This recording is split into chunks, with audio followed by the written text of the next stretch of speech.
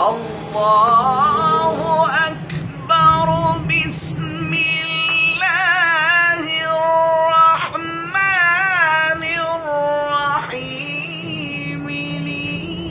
لإيلاف قريش إيلافهم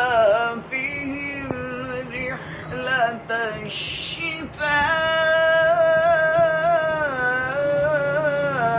والصيف فليعبدوا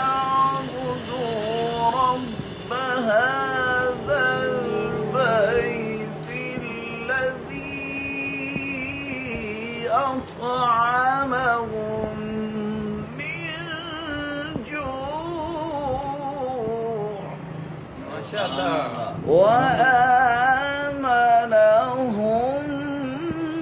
من خوف.